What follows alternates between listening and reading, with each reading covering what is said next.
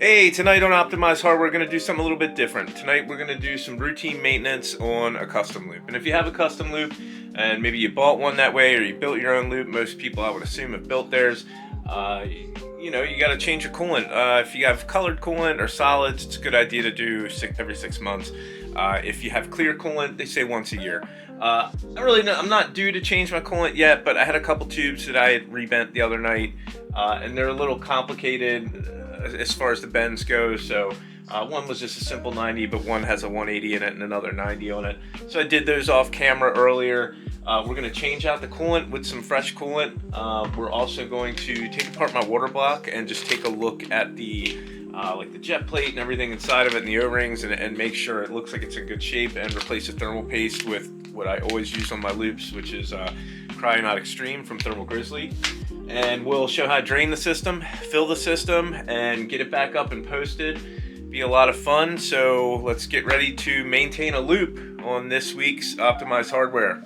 Stay tuned.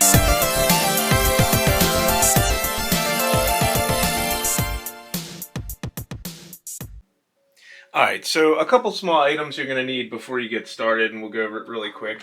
You're going to need something to catch your coolant, and that's why usually when I'm done with any of my coolant bottles, I save an extra. I save one of the empties just so I can catch it, but these are brand new ones. So I'm going to catch the coolant out of my system. I'm going to put the first right into my fill bottle and probably just dump it out. Even though it's probably still good, there's no point. I'm just going to get rid of it. The other thing you're going to need is for your drain, and hopefully your loop has a drain. And when you build a custom loop, you should always try to put a drain in your system and try to put it at least the lowest point of the loop. Fortunately, with these radiators, they have fittings here, and I made this really nice swivel setup.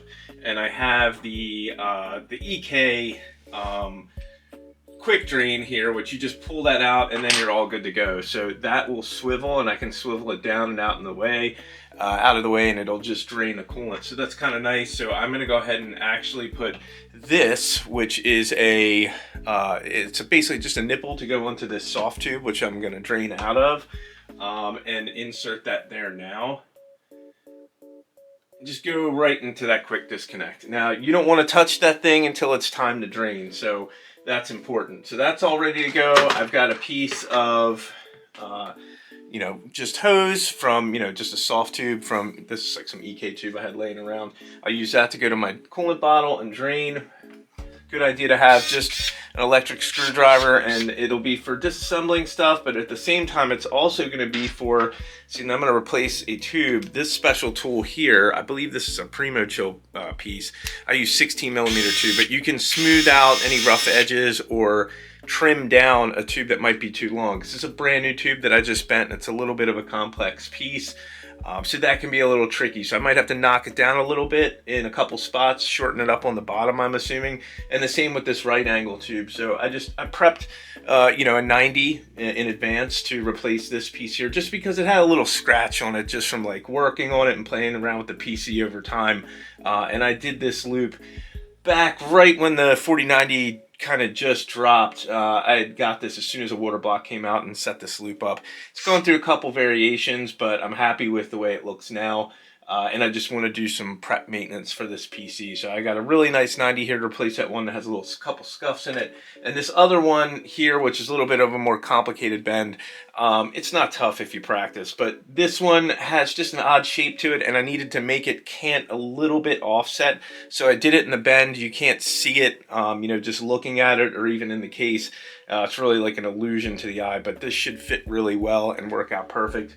And it's a little shorter because the one I made was a little long, and I wanted to shorten down and tighten up the 180 in it a little bit. So I did all of that. You're also going to need just a decent little smaller screwdriver set for when we get into the water block. So I have a little tiny low torque one that has a bunch of Allen keys in it. Also, another thing you may want to have, say you have a bend that's really complicated and you can't get that drill bit piece in there, just one of these. Just clean up any rough edges on any pipe you have. You just go slow like that. It works on acrylic and it works on PETG, but just rub that around there and get that rough edge off so you're not cutting any O-rings. It's a good idea maybe to have some O-rings laying around too if you're planning on doing this. As well, when you're filling back up, Some systems are different. You know, some of the Asus boards I know are a little different, but you're going to need a jumper. So this is a jumper for the, you know, the 24 pin. You're just going to plug that in. You'll be able to cycle your power supply and it'll just kick on your pump. And that's nice because you can fill the system and purge it by just doing that. So the only other thing I think that you might need, and that's just if you have a water block like mine, is something that torques to a very specific torque. So this is 0.6 Newton meters, if it'll focus on that. But anyway, so this is a little drive that only torques to 0.6 Newton meters, which is really nice. So that way you won't break any of your acrylic or anything on your water block, and you know you've got the right fit. So I'm going to get everything hooked up and start draining this thing. So give me a second and we'll get to it. Alright, so I've got my bottle ready. I've got a hose hooked up to my drain, and this specific system holds around 2,000 milliliters of coolant, so 2 full bottles of coolant because of the bigger rads. It's got a lot of tubing. So I'm going to go ahead and stick this into the hose, into the bottle, make sure it's below the PC, and I'm going to open this up. So I'm going to push down and open this piece here and push, there you go, push out, and then there you go. So as you notice, nothing's coming out of this yet, and it's the reason because it's kind of airbound, and you're going to need to start unscrewing the drain for it to drain. And then if you can see here, which it's probably tough to see on camera, the system is now, the loop's draining. So there she goes. She's gurgling, she's doing her thing, and the system's starting to drain. Now I'm going to keep an eye on this bottle because right now it's about half full. And you know, you can start to tell when coolant's getting there, like clear coolants especially. It'll have a little bit of a blue tinge to it. Now, I've had colored coolants in the system before, and this bottle's almost full, so I'm almost there where I'm going to have to close this valve real quick and swap out and grab another bottle. So now you might think this system's empty. Well, it's not. I'm gonna have to grab this and tip this thing around a little bit. So I'm gonna close this valve for now. So now the valve's shut. There's always gonna be a little bit of residual on this, so be prepared. You know, there's a possibility you could get a little bit of coolant on you. The one thing I am gonna do is remove the front glass panel off of this Phanteks MV7. It makes it a little easier to work on this system and get around to the loop, and has these really small screws for the front glass, so make sure you put them somewhere safe. Pardon my fat dad bod, but hey, I'm a fat dad. So now I've got this front glass off, and I'm going to put it in a safe spot so it doesn't get broke or scratched, because it's really easy to scratch them. Alright, so I got a full bottle of coolant, and it looks pretty blue. I mean, you know, when you pour it, it looks clear, but I'm glad I'm doing this right now. I've had this in there not even 6 months probably, but it looks a little funky, so, you know, I think it would be okay to recycle and put back in the system. But at the same time, you know, I'm just going to flush out the system. If you really want to flush your system well, what you can do is run it with distilled water and just, you know, clear the loop with it. Fill the whole system with distilled water and kind of do this process twice. Right now what I'm going to do is grab another bottle. I'll be right back. I'm going to get the rest of this coolant out and tip the system over a little bit. And I'll let you guys see that in a second. Okay guys, so on to the fun stuff. I'm going to kind of get everything out of the way here. It's a little crowded because I'm trying to set everything up on camera. But I'm going to go ahead and pull this again. And there we go. And just let that do its thing. And right now the system is draining. But what I'm going to do is give it a little bit of assistance and give it a tip. And there she goes. And it'll take a second. Because there's probably a whole another 1,000 milliliters in this, and it'll be tough to get all of it out, but I am going to do a little trick in a minute to get the rest of this coolant out effectively. So now I got about a half bottle. One thing that I do a lot, so I'll make sure this coolant is making a giant mess. I'll grab, so I typically have like these little cases laying around, and I'll tip the PC up like that, so it's on an angle. And then I will put my hose back in the bottle, open my valve back up, and just kind of wait. I know it's extremely boring, but it's what you got to do. Okay, so we're in a pretty good spot. Now I still got some coolant in places that I don't want it. And with this kind of loop, you're gonna get some coolant in some places. So what we're gonna do is we're gonna grab some paper towels and some microfibers is really what I prefer to use. And I'm gonna lay it on my GPU and some other areas around the motherboard and kind of tuck it in so I don't have to worry about some of this coolant splashing on any vital components. Of course, the power's off on the PC. I got the power supply off. And it's a good time to dust anything if you see anything under any of your covers, because of course I have the back cover off. So I'm gonna clean my power supply a little bit, even though it's not very dirty. And just clean some of these back fans and stuff. And see some of these case fans have some dust that's hard to get out with my regular blower that I use. So I'm going to go ahead and grab some of that stuff and get this prepped to disconnect this hose, and I will loosen this. And when I do that, this is going to swing out, and I'm also going to disconnect this one here. And this will allow me to pull the CPU block so we can break that down and do a top down of taking apart your CPU block and checking it out. We'll also look at the thermal paste, see how it looks. Alright guys, we're back. So I've got some stuff laid down here because I'm definitely going to lose some coolant, and I can see it here. I'd like to get a little more out of this system. So what I'm going to do, I have a little trick here, which isn't much of a trick, but it's easy. I'm going to grab a tool from inside my box here. And what I'm going to do, sorry about all that noise, is I'm going to loosen this Allen key. Now this valve is shut, my drain valve, but I'm going to loosen up this top port.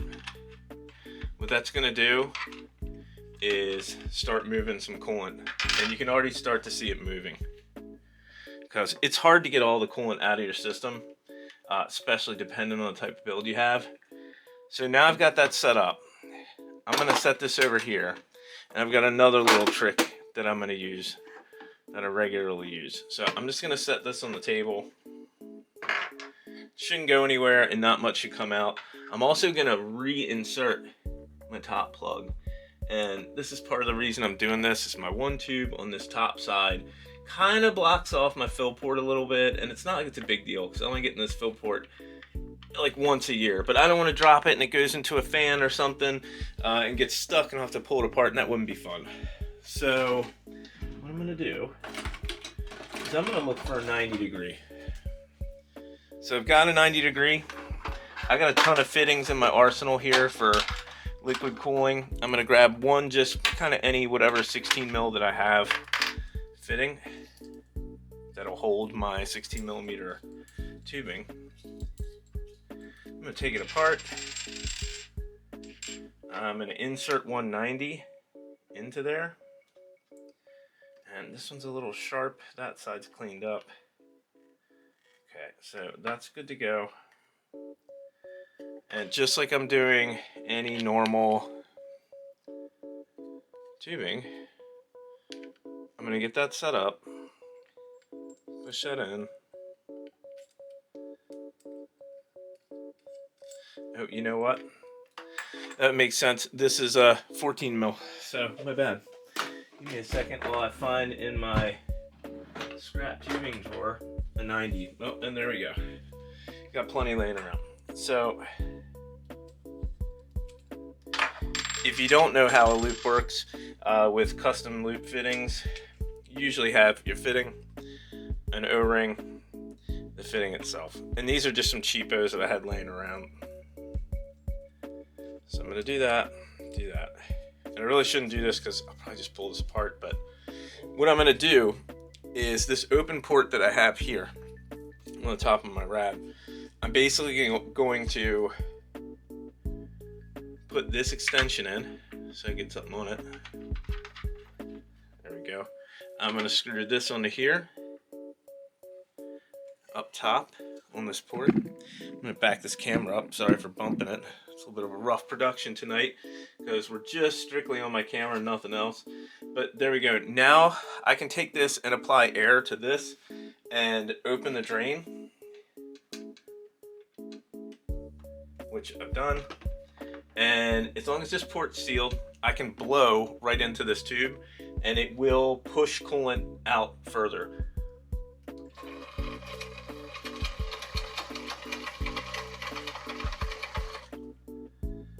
So that moved a whole bunch of coolant. I'm waiting to see these tubes start to empty out, so when I disconnect this, it's not going to make a giant mess.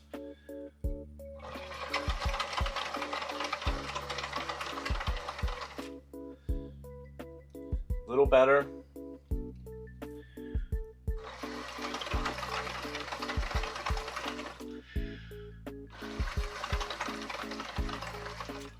Try not to pass out while you're doing this because it's really easy to get out of breath. You're sitting there huffing and puffing on your PC.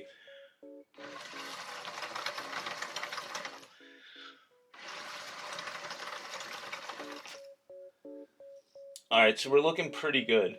All these tubes in these 90s are pretty much empty from my GPU, so if I had any work to do there, I'd be good. This tube's empty, and this tube that I'm going to replace is empty. There's very little here. It's pulled about a quarter of a bottle of coolant.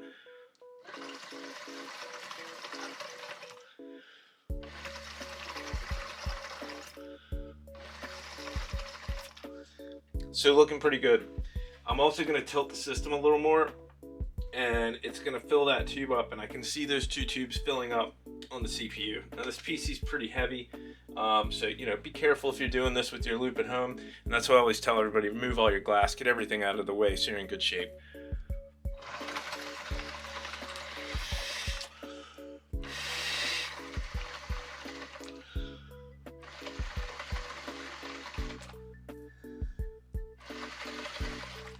Alright, we're in pretty good shape. I can feel coolant splashing up out of my system here off of the bottle. So one lesson I learned the hard way is always make sure that you take this tube off right away and put your plug back into your rad. Now not all systems have drain plugs and, you know, a lot of ports on them as far as radiators. It depends on the rad. These EK rads have a fair amount of fittings on them, so you can fill in different places and put drains in different places, which is really nice. So that's in good shape. I'm going to take out this piece here because it's a little sketchy and I don't want my PC to be all tipsy-turvy, so I've got that out of the way. So I'm also going to close my drain port. It's real easy to make a mess. Make sure you kind of shaked out that hose so it's in good shape.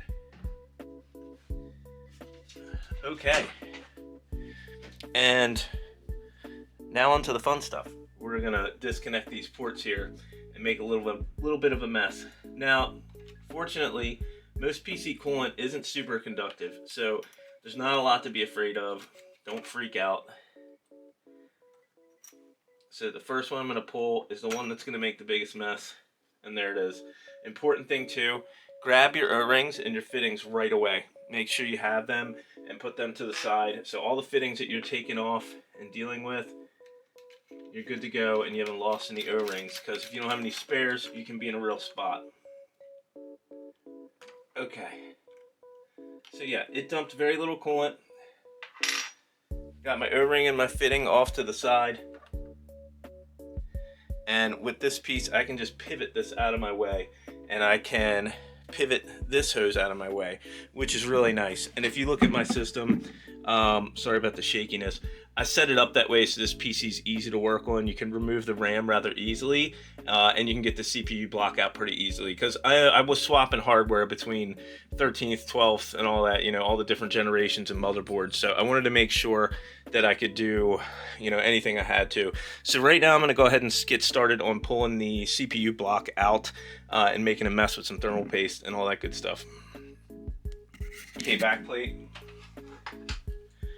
right here. And they do have a rather decent setup for this, but those are the Allen keys that we were talking about.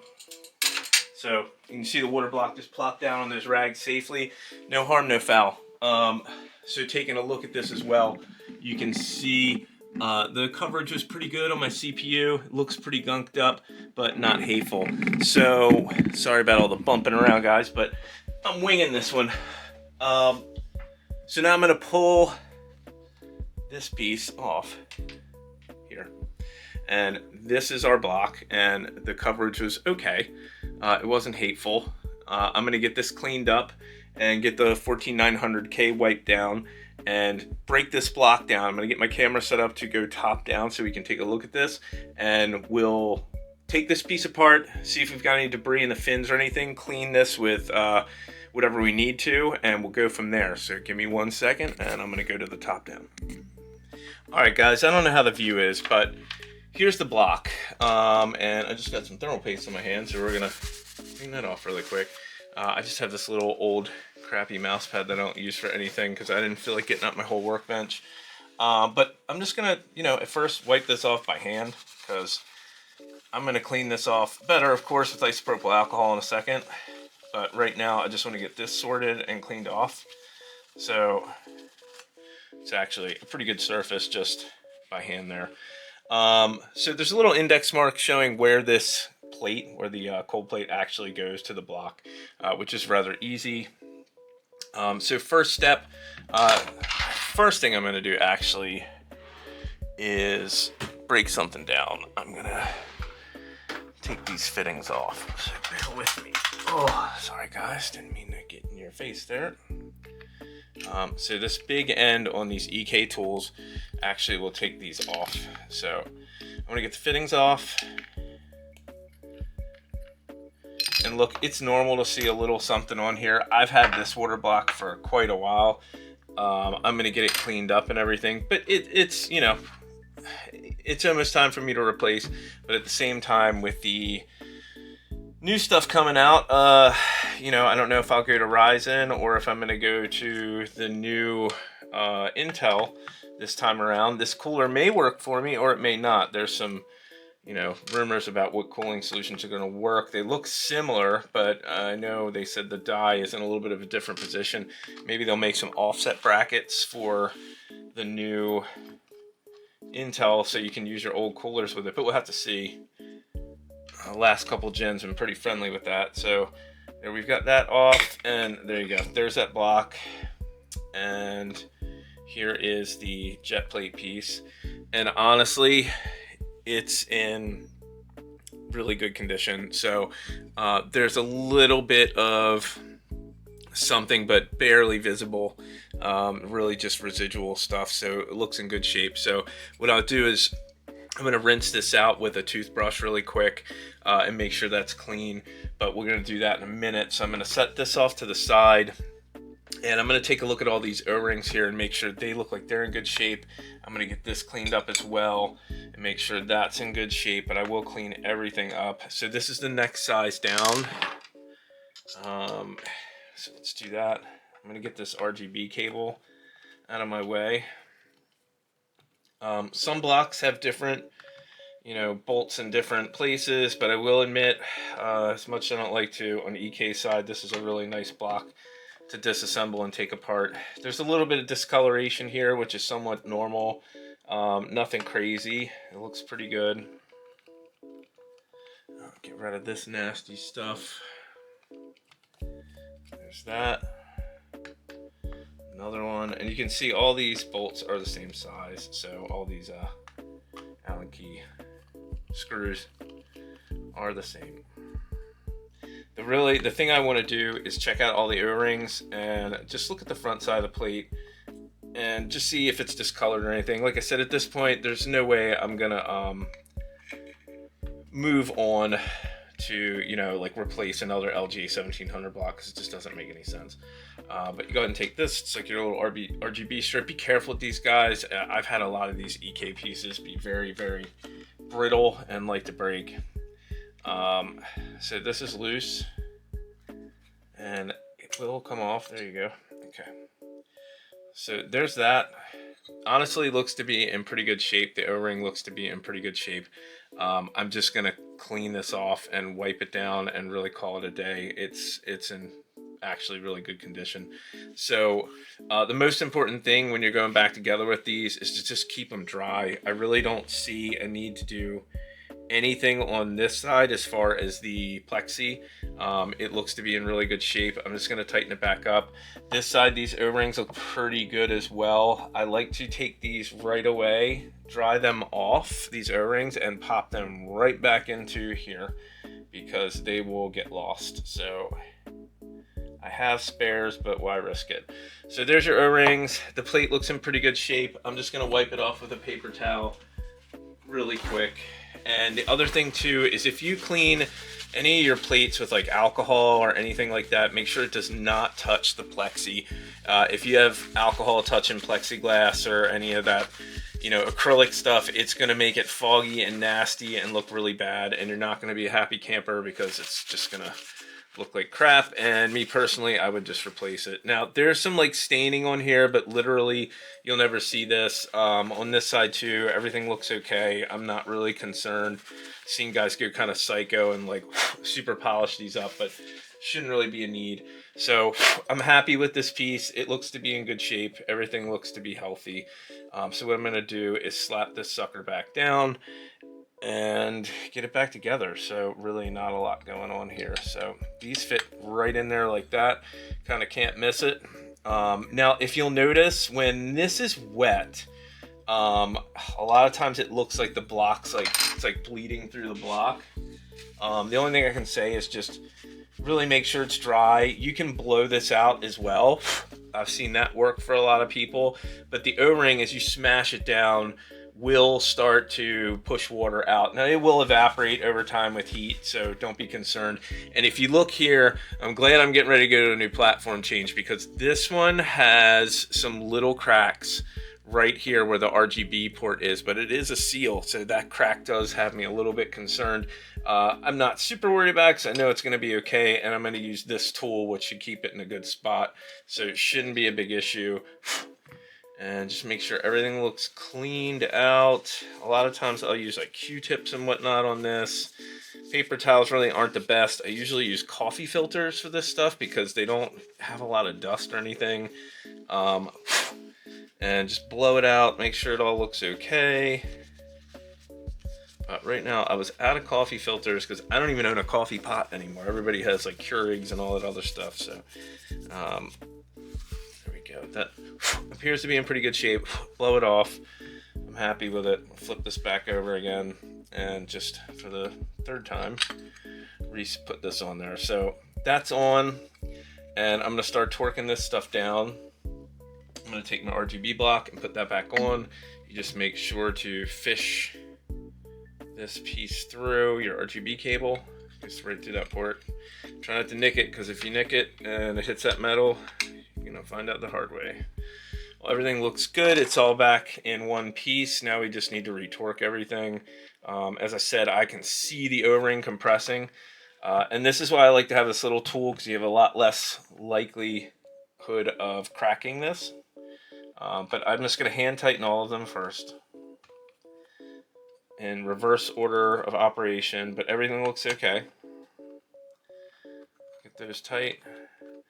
And the jet plate, the cold plate has a totally different size screw, so it's not like you can really mess this up. But if you're familiar with like the automotive world, you want to, when you actually do go to torque, which we're not torquing, I'm just snugging them all down right now, you want to go in a cross pattern, just like you're doing a tire, and just go back and forth. That's the safest way to do it. So we'll do that in a second. We've almost got this block all back together, and then we're going to clean off the thermal paste on my CPU. Oops, what am I doing? I'm going in the wrong hole. That's what she said. All right. Okay. So in the automotive world, I would torque these and paint mark this just to know I did it. But it's just a computer. That's not a big deal.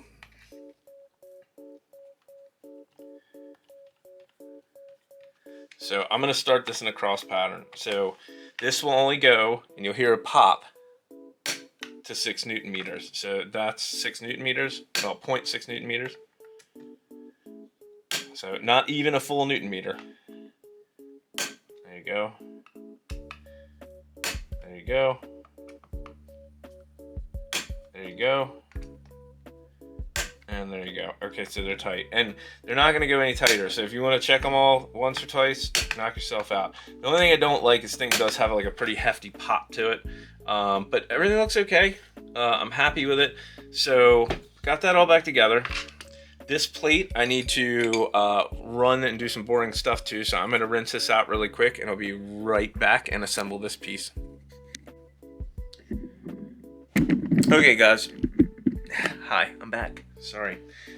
So I'm going to pull the O-ring out of this and just set this here and kind of put it in the orientation it goes. I cleaned this out really good with a toothbrush and some distilled water. And I have this handy dandy little tool. If you don't have one of these, they're like, you know, 20 to 50 bucks depending on what one you get. You can get them on Amazon, but I'm just going to blow this off. Sorry about the noise, it's really loud.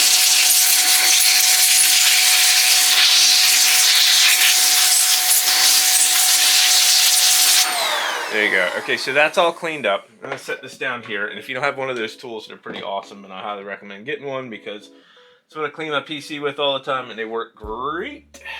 All right. So I'm going to slap this O-ring back in. And give me 2 seconds. I'm going to adjust my camera and throw this back together. Okay, so we're back to top down. All right, so if you remember, on my water block, I put a little index mark right here with a Sharpie, and it's not that I really needed it because it should work out any which way, but still. And you want to not touch this as much as humanly possible and just keep it clean because, you know, it's probably going to be fine. I know I worry too much, but I don't want to have anything to cause any kind of bacteria or growth in your loop. So, you know, you want to make sure that looks all good. You also want to make sure that your jet plate goes down in here. Now, there is a little mark on this jet plate, and it looks like on these that it doesn't really matter which way it goes.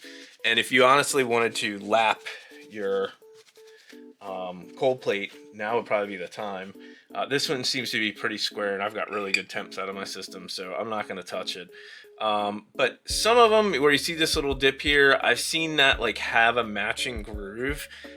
You know, where the skiving is. I don't know if these are CNC or skived. It kind of looks like it's CNC'd, but you just set it there, and that's where the coolant's going to go through and distribute to the system and do its thing. So, and then you want to line up the mark where you took it off at.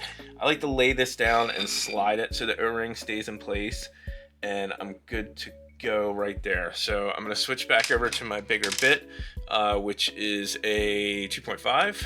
The smaller ones are 2s. And just go ahead and get this started. And a good trick if you're going to torque anything down before you start, if you just spin it backwards, you'll feel the thread start and then go back in. It'll just pop in place. It's kind of cool. So there you go. And these are all also 0.6 Newton meters, so that's why this tool is pretty handy. And when you're tightening to the motherboard, it's also 0.6. So it's not crazy torque. Cross pattern like we talked about before. There we go. Get back over to this side. There we go. And back over to this side. And we're good. Now, this particular unit has had so many different CPUs on it. I've gone through the gambit. I'm also gonna do something now to make me feel a little better, because you could be all good to go and not have any problem at all, but what I'm gonna do is I'm gonna set my pressure tester up this thing and make sure it's all good, which I'm positive it is, but it just makes me feel a little better if I know that this thing is solid. So I'm gonna grab one plug. And I'm gonna grab my handy dandy tester. So pretty simple. And anybody who's built a loop, you guys know all about this stuff. So, you know, this is just for the general public and for entertainment purposes. You guys can make fun of me later for having a big messy desk, which if you've seen my desk from our Facebook group, it's usually pretty gorgeous, but right now I got the place really torn up in order to give you guys a little bit of juicy content. So now if all goes well, and there's no edits here, so you know, if this thing leaks, then you get to fail with me. So I'm only putting 0.4 on it. It's shot right up and it's holding steady. Now, one thing I've noticed with these EKs, if this fitting isn't tight or this isn't tight, they will leak. I don't want to go much higher than that and blow anything out. It looks like it's really good. It's holding. If you're concerned about it, set it down, walk away from it for a second, and just watch it and see what it does. As long as it stays right where it's at and it doesn't lose any pressure, you're fine. I'm not concerned at all. I had no doubt that the thing was going to be not have any issues. I mean, I've seen a torn O-ring or two, but usually the blocks are pretty stout. It's more the system that you got to worry about, the whole custom loop itself, more than anything else. So now that I've got that done, I'm going to flip this back over, and this has had all kinds of fingerprints and everything else on it. So I want to clean this up with some alcohol. So I'm going to grab some 99.99% isopropyl alcohol and a paper towel. And like I said, I don't like paper towels. I usually use coffee filters, but in this situation, I don't have a choice because I ran out of coffee filters. Now, like I said, do not get this stuff on your plexi or you're not going to be a happy camper because you're going to have some ugly looking plexi. So go like that. Now, I like to rub the alcohol off after I'm done.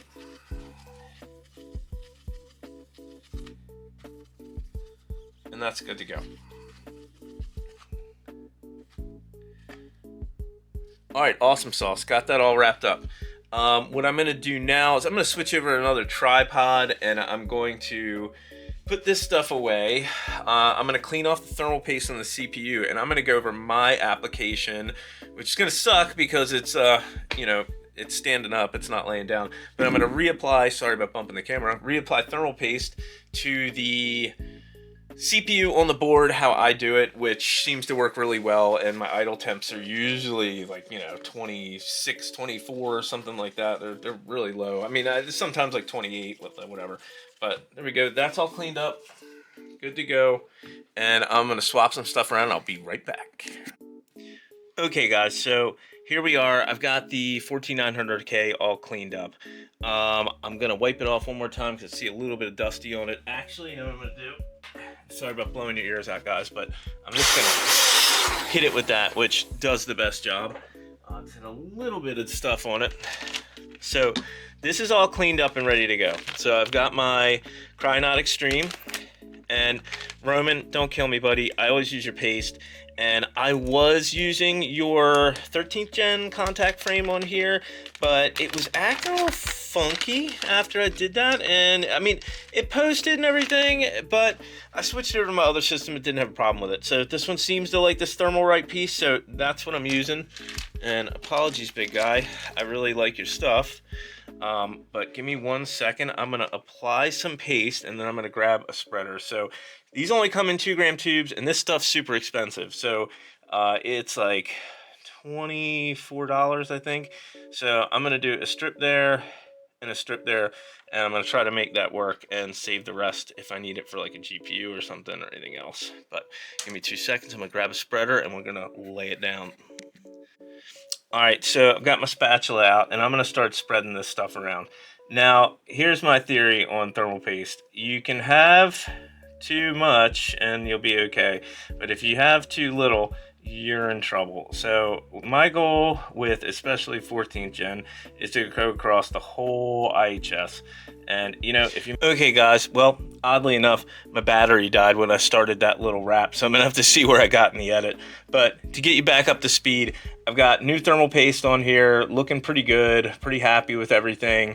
I'm going to go ahead and torque back down my plate. So there's just a very thin coat set up on this IHS. So it looks like it's a ton of stuff on there, but it only comes with 2 grams on this, and there's probably more than half the tube left. So I only put about 1 gram on it. So now I need to take this exact mount and the block and get this laid back on. So when you're going back in there, now would be the time for me to tighten up the fittings for the block. There's no reason to be on there. Make sure the O-ring looks good. It does. No concerns about that. You don't want to go crazy with these, but I'm going to give them just a little snug. and a little snug. And if you ever know if you've over tightened water cooling fittings into plexi, you learned your lesson the hard way, so nobody wants to do that. So this looks good. Make sure your orientation's correct. You're gonna stick this right through here on this LGA 1700 and line it up. And be careful, components here need to be really gentle. So there I'm lined up. I can feel it kind of moving around on the thermal paste. So I just want to get it started with a couple turns with the EK backplate.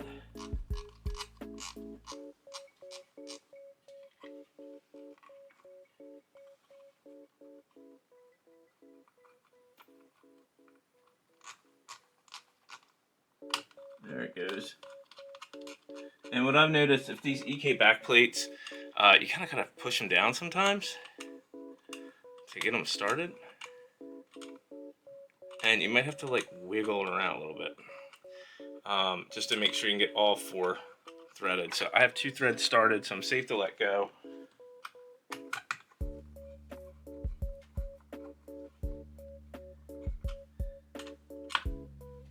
But if you have one too tight, it won't allow the others to catch. Sorry if you can't hear me really well, guys. I'll try to crank this up in post.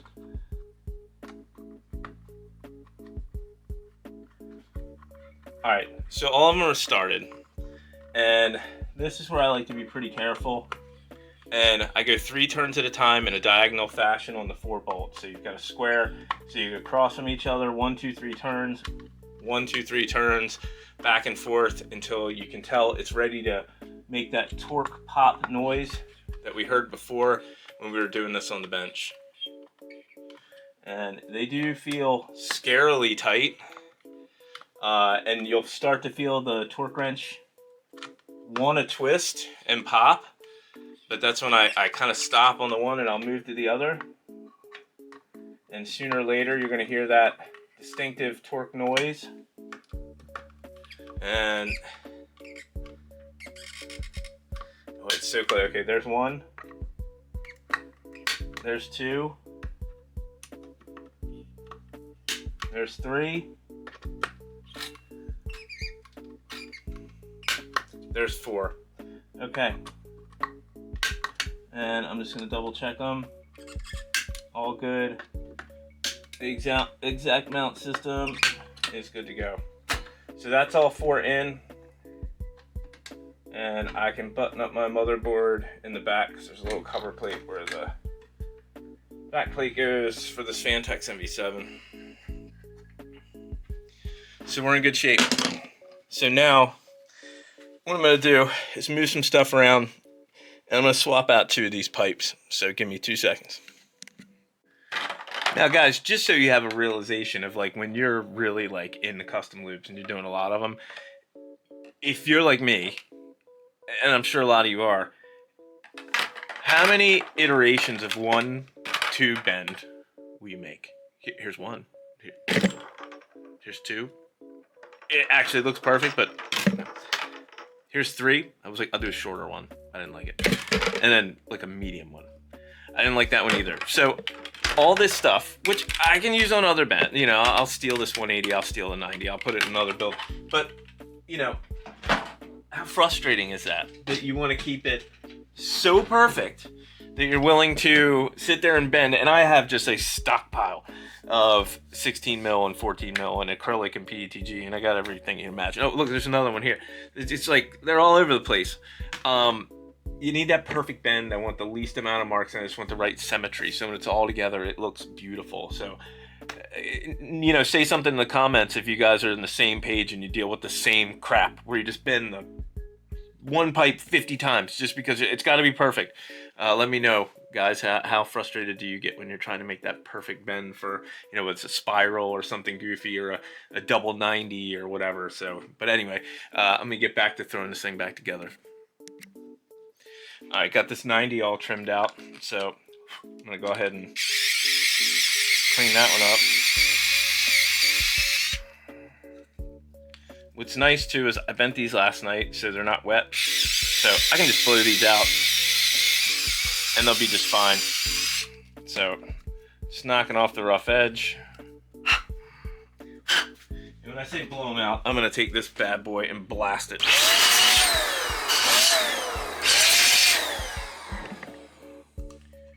And make sure there's no like plastic stuck on the inside, because that can be bad. A quick little buff. There you go. All right, it's like a perfect edge, so perfectly smooth. No dust and debris. The bottom O-ring doesn't look the greatest, but I'm gonna have to live with it. Alright, so got that done. So, as we talked about before, fitting, and this is where this 90 got scratched last time, so I'm going to try to be really careful. So, O-ring, fitting, O-ring. Now, what I don't want to happen is for this to slide down on this axis. So, okay, I'm going to push down. Stuck. Oh god.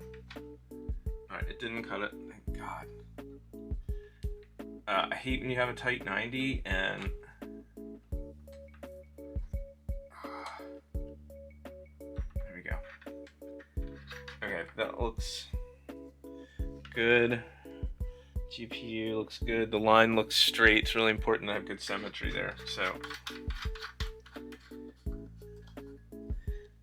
snug those up. You don't have to go crazy with them, but when you back off a fitting and it gets on the 90 in a way, and I'll show as an example here, so it gets like this and gets stuck right there, and whether it's acrylic or PETG, it doesn't matter, it'll cut into that tube, and if you spin it, now you get a big giant gouge on your nice clear pipe that you just worked your ass off on. So be really careful with that.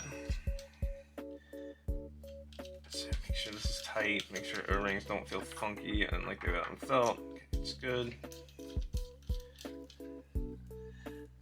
Look, I see a lot of people really over tightening fittings, so be careful. With these EK fittings, I mean, as much as I want to talk shit about EK, I love their fittings. They look really good. So we got that all back together. It's time to start tossing the water block back together. And this one has two 90s that are really sketchy too, that I don't want to tear up, because this one especially is a tough bend. I know it doesn't look hard, but getting this measurement right and the 90s right on both sides, and then it's got another 90 going into the water block, was a pretty tough challenge. But the crappy part is when you go to slide this thing back on, the fitting, it likes to get jacked up on the 90, so you got to be really careful. I typically, on like new builds and stuff, I'll use like tube lube and all that stuff. Like I got some of that stuff laying around here. But most of the time I stay away from it. If it's got enough coolant on it, like, you can use this stuff, like, you know, premature, but I think it's just soap. It honestly, I think it's just like dish soap. So we got that snugged up. That's all good. Top on the CPU is good. We've got this fella here. So this one also is a little sketchy. There to there. And so I'm on swivels, and you know, all my 90s are swivels too, which make the build way easier. So I didn't have to use any offsets, anything weird. Everything just works, which is great. So make sure it's in there, it's nice and snug. Spin it down. Make sure you're not cutting your O-ring. If it feels like you're cutting your O-ring, you are. Now look, at the end of this video, I'll be off of this crappy microphone that's on my camera. We'll get back on the studio mic. I'm gonna post this thing. We'll look at everything, temps and everything, and, you know, show it's doing pretty good. So, all right. So now the fun part. I'm gonna get coolant ready and ready to fill this thing up. So this will take me a second. I want to take you a second. With the magic of YouTube, I'll turn off this camera, I'll fill up a bunch of coolant bottles, and then be right back. Alright guys, most important step. So the loop, slide you a little closer. It's all back together. It looks good. But, oh my god, no. So once your loop's back together, you can take a look. Loop's all handy dandy. I got crap rolling across my desk. The most important thing you got to do is pressure test it when you're done. Because if you don't, you're going to pay the price. So I'm really good, and I've built a million loops and all that stuff, but I always check them. So you're going to panic a little bit. But, oh no, it's not pressurizing. It's going to take a second. To get where you're going, it's going to take a minute because it's full of air. You're pushing around a little bit of coolant that's probably left over, some residual, and fill this whole thing up. So, and this is a situation where I just kick it for a minute. I've seen people take it different levels. I take mine to 0.4. 0.4 bar. And then I'll gently set it on that acetal and see if it falls. Now, if you notice, if you move your gauge around, it'll rise and fall. But right now, it's sitting right on 0.4. I'm going to set that there for a minute and let it do its thing. So I'm going to look and see if I got anything left over. In the meantime, while I'm waiting, I'm going to take this jumper and connect it to my 24 pin while I'm waiting for all this fun stuff to happen. So that's good to go. 24 pin all hooked up and solid. You know, I've heard a lot of people complaining that I have this T-Force stuff in my computer. Well, just to let you know, I had G-Skill in there that was like 7200 or whatever. It's horrible. I played with it. I messed with it a million times. Maybe it's just those sticks. They were, 32 gigs worth. These are 224s of the T-Force, and it's been really good. It's clocked super high, and I'm happy with it. It wasn't crazy expensive. Performance has been good. Nothing's changed on the OC, so it's scoring really high. Maybe it's got some good dims. I tried them out because I had them laying around. I was happy with them. So we've been sitting. They're not as pretty as G-Skill. The G-Skill is definitely, it looks prettier. It's prettier RAM. G-Skill, send me some fast stuff when Arrow Lake, when I grab that stuff, and I'll pimp it. I'll review it. We're sitting good. Everything looks good here. So I'm gonna take the pressure tester off. And it's gonna do its thing. Woo! Alright, pull this guy back out and throw this little proprietary EK rad plug back in. Alright, I'm gonna fill some bottles up and we'll fill this loop up real quick. Alright guys, we're back at the fun stuff. We are about to fill the loop. So we got our jumper in place. I've taken some of this XL8 coolant, which any coolant's pretty decent. Actually, if I'm going to pick one, I like the Corsair coolant and I like EK's coolant. And I think Prima Chill's okay too, actually. So I'm going to get ready to fill the system. So I'm going to pull my drain plug. I got my 90 in place that I wanted to replace, and I did swap out that other tube for a different one of the 3 that I had made. And I'm going to go ahead and just start, here with my fill bottle. This system takes about roughly 2,000 milliliters. And I'm just going to fill up the reservoir until it gets tippy top. And with this system, and every system's different depending on where your rads are. I've got a rad on the top and rad on the bottom. What I'll do is I'll put this whole reservoir full, and then I'll tip the system up, and it seems to drink a little bit when I do that. I think it just pulls an air pocket out of somewhere, makes a little vacuum kind of inadvertently, and we'll fill it up. I'm gonna get the res full, and technically you could just hit the pump. But I feel like when I do this little tip trick, it seems to fill my loop a lot faster, so I'm going to go for that. And I know a lot of guys, this is a handy tip, a lot of dudes buying fill bottles from like EK or whoever. Oh shit, and I just made a mess. Buying them from like EK or whatever, or Prima Chill or any of those companies that are selling the fill bottles. Don't bother. You can go on Amazon and get 1,000 milliliter fill bottles or 500 milliliter, but if you're gonna get a fill bottle, just get 1,000 because the bottle's 1,000, the coolant, and why mess around? So, all right, got all my excess down. I'm going to go back to my power supply really quick and just cycle it on, and it's going to start pulling down coolant. And the one thing you don't want to do is let your system run dry. So we're going to pull it, tilt the system back, because I know how this D5 pump works. There you go. And cycle off. So before it runs dry with the pump on, you want to make sure you cycle that off and you're not having any issues there. Okay. Fill her up.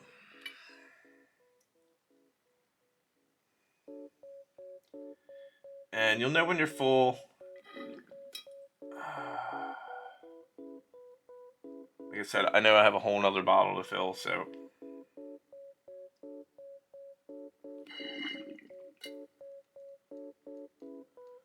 I'm pretty good about loop maintenance with this system. Change my coolant pretty frequently. And when I did dump this coolant, it did have a little bit of a, like kind of a bluish tint to it. I can tell with clear. Some guys use like distilled and biocide and stuff. And when it starts to have that funky color, that's how you know it's most likely time to change a coolant. And you can use one of those like rinse aids. There's a lot of companies that make it. There you go. I haven't seen any coolant elsewhere in the loop yet. It's just pulling it down in this big lower rad. So we almost have 1,000 milliliters in.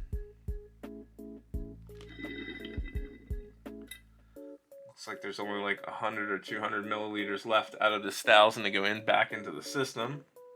Got a little GN on in the background, him complaining about the new those 12-volt high power connectors. I haven't had any trouble yet, so thank God. Knock on wood, right? Alright, so we're good. Do another cycle. Probably start seeing stuff coming through some tubes at this point. Oh, there we go, yep.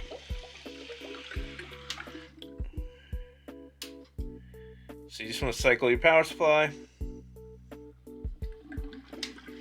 There you go. Alright, at this point I'm going to top back off this.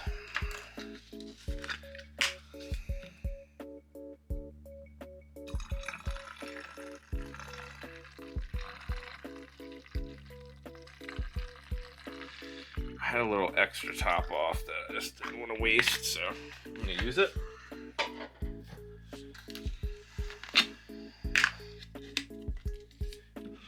Nothing wrong with that. And if you've done this a lot, you're pretty good at transferring coolant around.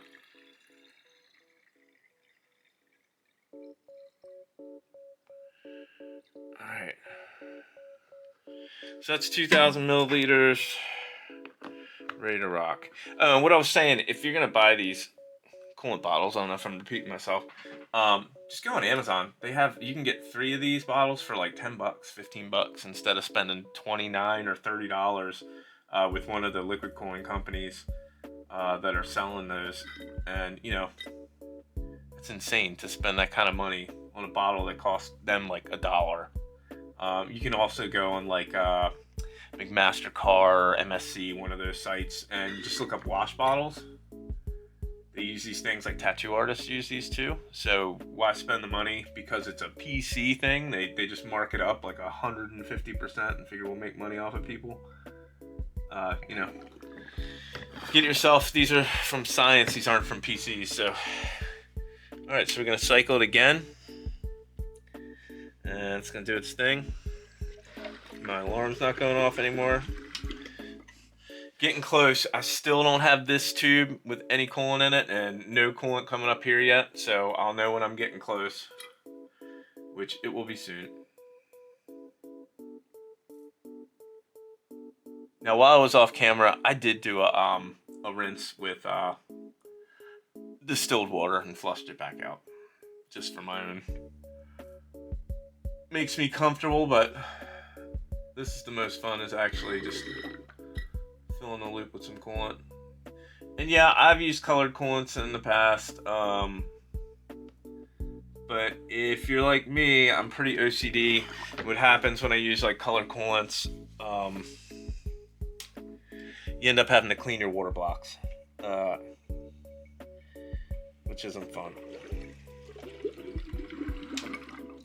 She's still thirsty, so you see there's a lot of coolant in the system. So let's fill her up, get her all filled up. Boring time. But we're getting close. Close to the system being good to go and ready. Get out of there. All right. We're close, we're close, we're close.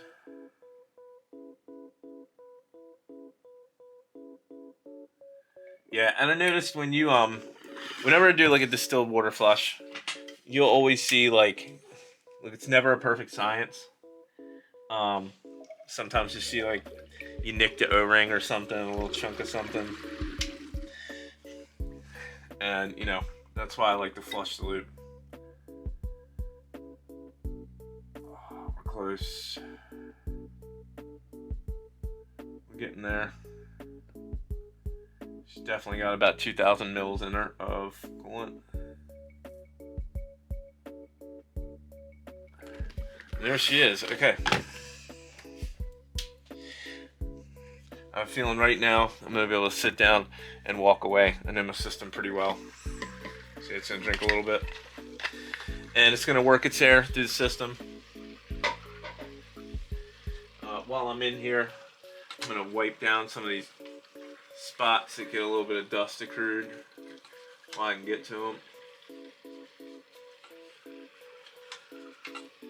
And, you know, let the system just run. Now, one thing I do like to do, I'm going to top it off really quick before I do it. But when it's doing its thing and it's kind of, you know, getting all the air bubbles out, I do like to put my cap back on just so I'm not introducing anything funky into the system. I'm going to get this as full as I can without overflowing. Okay, so the res is full.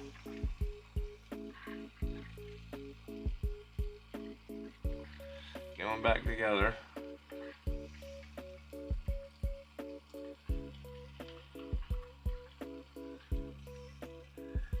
Me personally, I like my reservoir pretty much tip top. Okay, so now what I do is I just lean my rig. Just kind of tilt it back and forth, side to side, up and down. You'll see some air bubbles kind of circulating through the system. Go this way. Looks like the flow's at 4.0 liters per minute. The temp is at 20.4 on this little guy, which is SATA powered. So you have to look at the motherboard. Looks like everything's going pretty well. So just doing this back and forth, and be careful. You throw your PC on the floor, you're gonna feel like a real idiot. Which I've seen it happen. You know, rock it back and forth, do your thing. And it did drop pretty significant. So I came down a fair amount here. And I'm going to top it off again really quick. And you'll notice if you let your rig run for a little while, they do build some pressure up.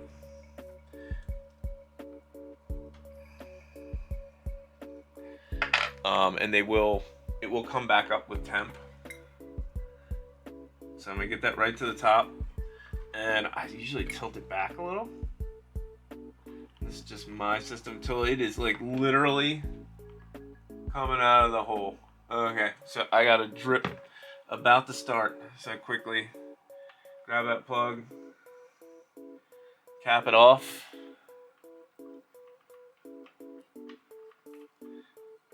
And she's good. So at this point, I'm gonna let the system run for a little bit like this. But also at this point, I think I can go straight to post. So, you know, I'm gonna wipe down, make sure everything's dry, everything looks good. I didn't spill any water anywhere. Everything's happy. Looking really nice. Everything's nice and clean. So if you want to dust some stuff while you're there, I'm gonna take my air blower when I'm off camera. And go back there. I'm also gonna shut this down back here and disconnect this 24 pin jumper Pop that bad boy back in there. Make sure she's good and snug. Make sure it looks the way you want it to. I'm kind of OCD about most of my builds. This is my big rig, my personal rig, when I run off every day. In case you didn't know, it is it's running 224 sticks, a 14900K. This has the Asus gaming Wi-Fi E2, so it's like the newer version. It has a faster RAM. It is a 4090 Asus ROG Strix OC version with an EK water block. And I've got this FLT240 for my case fans, which is a cardinal sin for me, but I have Arctic fans for all my, so 4 intakes and 2 exhausts for the backside. And then I'm running EK loop fans for both rads because I just got a deal on them. But you know, this, and actually I do have the Arctic P12 Maxes on the top side here. So I'm running push-pull on the top side where you can't see them and they're non-RGB. And then EKs on the top here and the EK loops there. And then I'm running more, I actually custom rigged some P12 Maxes on the bottom here, but you have to set the curve really low on the P12 Max because that fan screams. It does crazy RPM, like really, really high, and they're super loud. But if you put them at a decent curve, they're not loud and they really help with cooling. And when you got big, thick rads like this, push-pull is kind of almost a necessity. So if you run a 60 mil rad, it's kind of important. So now we can power the system on. We've got our logo lit up from the PC, and if everything goes well, she should post. And we got lights, we got fresh coolant. It's gonna go through its cycle. It shouldn't do anything weird. It's just post straight up. In this case, if you're into custom water cooling, I can't say anything bad about the MV7 or the MV9. They're excellent for custom cooling. They've got a ton of space. They've got fill ports at the top. They've got spots for drains in the back. Now, I did my own revisions on that, but looks like everything's going well. It's sitting there at, 26C. I bet you it's just because it's loading up Windows right now. We went straight to post.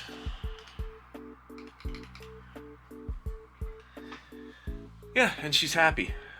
So I'll boot it up. It's doing its thing. It's going to cycle and fluctuate a little bit. It's kind of normal. And looks like it's settling down at idle. It's saying 30, but there we go. So my lighting just kicked on. Yeah, so we got fresh coolant in the system.